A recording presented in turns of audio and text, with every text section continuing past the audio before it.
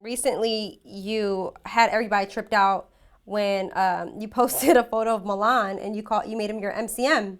You know, how did that relationship begin? Your bond, I guess. Initially, we weren't friends, and we weren't friends because I had been shooting with Amber, and prior to the show, I didn't know her. And I had like a little, excuse me, I developed like a little soft spot for Amber because she would call me and she would say how alone she felt throughout the process, and you know, as a mom, how difficult it was going to be, and you know, her daughter's old enough to have social media, blah blah blah blah blah. So I ended up defending her publicly, and the network like ripped me a new asshole. They were so not happy about it. And then the show aired, and Miles, in his green screen interview, said that Milan was the first man he'd ever been with and was probably going to be the last. At which point, I had family who's very well, like they're doing very well, and they don't need the show. They don't need to come up. It was actually three of my cousins who called me and expressed to me that, you know, the things that he was saying, Miles was saying, were not true.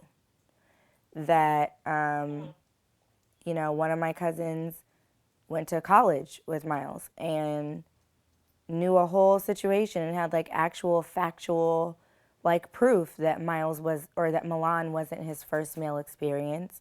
And then I had other family members who had actually dated Miles years and years and years ago.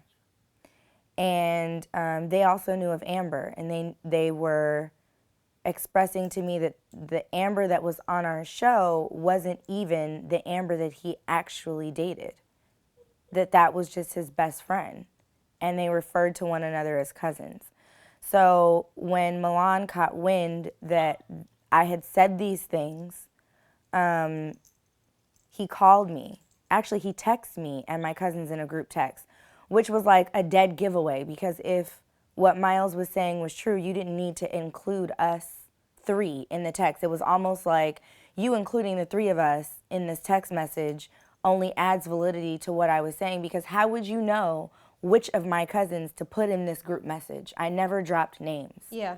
So the fact that you know exactly who to put in this group text means that what I'm saying is absolutely true. Yeah. So now, having established that, the only reason I blew the lid on that whole situation was because if you're faking a storyline, eventually it's going to blow up. And when it blows up and it backfires, I don't want to be anywhere near that, because I fight so hard for authenticity. Like, everything that they capture in my story is real. And I didn't want anything to do with that. And it was like I went harder for Amber than she went for herself, and then she was lying. So, you know, I didn't really get to tell that part as the season progressed. And I think that Amber and Miles did a really good job of pulling the wool over the viewers' eyes, the network's eyes, production's eyes. I don't think anyone knew, you know, because when I said it, production came to me like, you know, this isn't true, like, you know, defending the story. Because Miles and Amber were so adamant, you know, that it was true. And there was really, I wasn't going to come up off the names and numbers of the people to easily discredit that. And there was no proof that I could give without throwing my family under the bus to factually, you know, unravel their web of lies. So I just sat back and watched the whole thing unfold, at which point I began to refuse to shoot with Amber. And Milan, actually at the reunion, I guess he had spoken to my cousins, and I guess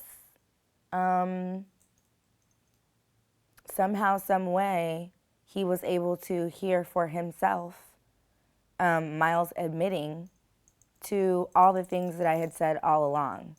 And he came and apologized to me. He apologized for calling me a liar. He apologized for calling me and threatening to have someone beat my skinny, ugly ass, and I quote.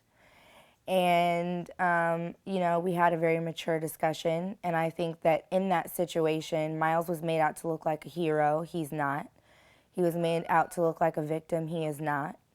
Amber was made out to look like an idiot. She is. And Milan was made to look like a villain, and he is not. And so we just kind of bonded from that moment on. And my soft spot switched from trans Amber to Milan. Oh, wow. But okay, so basically that one scene that had everyone pretty much in shock. Like, you know, when she's on the floor crying and that's all. Yeah, the bitch is a new age Meryl Streep. She needs a fucking Oscar. And then she needs a new weave. And then she needs a tooth. I don't know why she would get her tits done before she would get her tooth fixed. And then she needs to fall off the face of the earth. So I'm getting. And then she never needs to do another TMZ interview in that dirty room. I mean, if it were me, if I were her. So, I mean, did you guys come face to face about this, or did you just, you know? Just... No, she teamed up with the Peanut Gallery. Mm-hmm. That Looney Tune, Fraggle Rock, Brandy, little Brandy, mm-hmm. and Hostess, who doesn't have a baby but has a belly full of cum, so I'm very confused. And then there was Trans Amber, and then there was Shonda. Shonda was actually very smart. She saved herself. She called me. She made peace with me after the reunion. The rest of those skanks chose not to follow suit, and that's fine. You know, like I said at the reunion, there's a time and there's a place for everything. New York wasn't the time. New York wasn't the place. There was no sense in us jumping around like hooligans, knowing that security wasn't going to let us get to each other. But we all had to come home. Princess is not from here. You know, I think Fraggle Rock is from here. I know Trans Amber is from here. But don't let the pretty face and the petite frame fool you. I'm from LA, and my family is from LA. And there's a lot that I don't say, but I'm not from the hood, I'm not hard. I'm just very well connected. Every real nigga, they fuck with me, you know, as Drake would say. So it's on site when you see them? Pretty much. And I'm gonna give each one of those fucking trash bags what they didn't give me, which was a fair shot, like one-on-one. Mm-hmm. Because it's like, and I say it all the time, fighting me is like fighting a psycho. I'm not hard. I'm not a gangbanger. I'm not from the street. Like, I say that all the time. I'm just an angry individual. There's really no way around that. So it's like, you can't fight somebody who has this much pent-up frustration and this much pent-up anger. It's never gonna work out for you. It's like those moms, you know, I think when I interviewed with Vlad a couple years ago or however long ago, I said it's like those moms whose kids get like run over by cars and they lift the car because their adrenaline is pumping. Like, people have really just pushed me to that point, like, and I really don't want to be that person. But I'm just so over, like, I'm not going to explain myself any fucking more about my motherhood. And I just said to my son's father the other day, I blame him. He made America. He made these whack-ass cast members with no fucking substantial story feel like they have the right to disrespect me as a mother because he did it first. And he did it on national television. And I never fought back because at the end of the day, we live in a generation where it's never a matter of if my child sees this, but when my child sees this, what is he gonna think? Yeah. I'm never gonna let my child see his mother, who wants more than anything to be this like upstanding, strong figure in his life, drag his father or drag his grandmother or anyone else that, you know, is in what we refer to as his community of love. Anyone that Cameron loves, anyone that I love, regardless of what they've done or how they treat me, they're almost safer on camera than they are off camera. Because I can go ape shit behind closed doors and my son is never going to know. So I think people poke and they poke and they poke the bear on camera because they know there's only so far I'm going to go. I mean, now that it seemed like you have an alliance with Milan, with and he returned the love by posting, well, pretty much by saying that you turned him bisexual, and you even said that you can turn someone bisexual, and do you want to pretty much, I guess, clear that up? Were you guys intimate at some point? No, we weren't intimate, but I did definitely tell Milan that I have a vagina like a diamond mine. And so I'm pretty sure that I could turn him straight. So that was how that whole thing came about. And, Milan has actually become one of my confidants, which is, it's just so strange how, like the tables turn, and it's odd to see how, when you start a season and these newbies come on and you don't really know them. And me, production was like, be nice, because I'm not welcoming for a reason. Like, there's a reason. And the Amber Miles Milan situation only validated that reason. Like, I opened up, kind of took her under my wing, not took her under my wing, but like I said, had a soft spot for her. And I opened up and she was a liar. Mm-hmm. I was out here defending a liar. And everyone, not everyone, but you have those people who feel like the show is fake, and it's bitches like her and bitches like Miles that make America feel that way. Because now they feel duped. And I'm not fake. Nothing about my story. I was really in love with Rich. My mom and I really had and still have those issues. Drew and I really had those moments. You know what I'm saying? And I feel like America, or our viewers, I'll say, is kind of growing with me. I still have the people who don't like me, but they're growing with me. They're going through this transition with me. And my following may be slow to grow because I'm not a fucking vixen. I'm not Nikki. I'm not out here with my pussy on the internet and my titties popping out and, all of that. Licking on bitches and some more shit, So at the end of the day, I'm all right with that. I'm all right with less views on a music video from a fan base or a group of individuals who appreciate real music and high-end, high-quality visuals. Like, they all go hand in hand, and I feel like that's why I am not I'm not warm by nature at all, and that's why. And it's unfortunate, but whatever. Life goes on. Well, I mean, and now I know not to trust these hoes. We had an interview with Snoop from The Wire, and she talked about turning out her girlfriend. When I actually went back to Chicago, and I was just out there with family and friends, and old school way. I ran into her before, but it wasn't really nothing, And by the way she's straight, I turned her out, to answer your question. Do you think that could be the case for men as well? Like, a woman can turn out a man and turn him, I guess, straight? Or is it just that he can only be bisexual? Here's my theory, and I'm probably going to be in trouble for saying this. But I grew up in a very religious home. And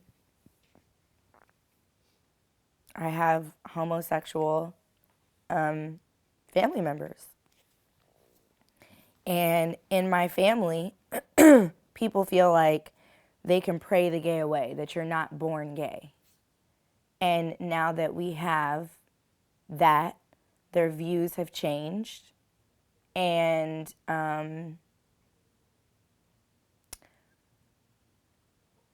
I don't think a woman can turn a man straight. At least not one that was born the opposite. And I feel like it's almost like a character trait. You know, like if you were born with that, inherently that's just who you are. Now, you can shift your paradigm, you can alter your behavior, you can get a new social setting, new groups of friends, you can dress a certain way or not. But it doesn't change who you are. So if you're what you feel, if someone feels they were born gay or born lesbian, and that's who they always, or who they've always been, I don't think that anything can change that. I'm sure that they could sleep with a man or sleep with a woman, but that's not their preference. That's not who they are. That's not what they like. That's not what they want. So I don't think I could ever turn Milan straight. I think maybe I could get him to think differently about a vaginal cavity, but not necessarily like, oh, I'm no longer attracted to men. And Milan is a very attractive guy. Like, he's very attractive. And, you know, he came with me to a hosting gig recently, and he was so protective. Like, a fight broke out, and he, like, scooped me up like a little knight in shining armor and, like, you know, whisked me away. And I was like, God damn it, Milan, why do you have to be gay? But overall, I don't think that I could turn Milan straight. I believe you said that you were in a same-sex relationship before, right? Mm-hmm. So, how was that for you? Are you more so like, which side pleases you best? The male side, I guess, or the female? Definitely the male side. It's fun with like a girl. That was my only like same-sex relationship. But well, then there was another girl, but she wasn't my girlfriend.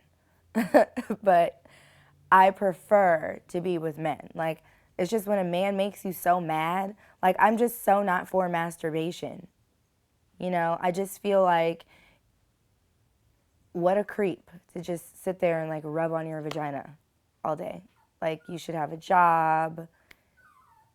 Like, I also feel like if you masturbate, then you're just like a loser and you can't get any. And so I'd like to avoid masturbation. So yeah, I think the male side is more my like cup of tea. When you were with your girlfriend, were you open to threesomes with her, or were you open to threesomes with, like, I guess when you were with either Rich or Little Fizz? I was not open to threesomes with Drew, aka Fizz, aka Fizzo, aka Little Fizz, aka Little Fizzo. I don't know what he is these days, but I wasn't open to threesomes with Drew because I was in love. I wasn't open to threesomes with Rich because, like, initially I was, but then I was like, nobody I knew wanted to have a threesome with him. And then I was just like over it. And with my ex-girlfriend, no, I wasn't open to threesomes because it was still like the whole girl thing was still like new to me. What made you decide to be with a woman? I was just over guys. Like, the penis was so not worth like the headache and the issues and the other whores, and it's just so dumb. Like, I recently saw the interview with Lil Eazy-E, and that was my first boyfriend. And it was really like his fault. Like, he's the one who made me feel like he like broke my little heart, okay? And then season 1, he was actually really upset, or no, season 2, because I'd hit him and I said, just out of respect, like, I just want you to know that because I'm in love and I want to marry Rich, I'm going to go ahead and he's asked me to cover up your initials. And he like went apeshit. And it was like all over the blogs, and we haven't spoken since then, so. How old were you when you dated him? Oh my God, I was like 16. We didn't have sex, people. He was not like a rapist. But he took my virginity when I was almost 19. Wait, how old was he when you were 16? Man, I don't remember, but he was like, I think he may have been 21, 20, 19, 20, I don't know. Where does the Maybe 16, I have my, where does the let 16, me think, because let me not get this man in trouble. Let me think about my timeline right now. I think I may have been like, damn, was I a junior? I was a junior. I was like 16 going on 17 because I was driving. Yeah, I was like 16 going on 17. Mm-hmm. And then when I turned 18, we went on a date. And like, he met my mom and my dad, and that was the first time I'd ever touched a penis. You haven't looked back since. We went to the movies and we totally like made out. Oh my God, I totally forgot about that. He was my first experience for everything except for my first kiss. Oh. Like legit.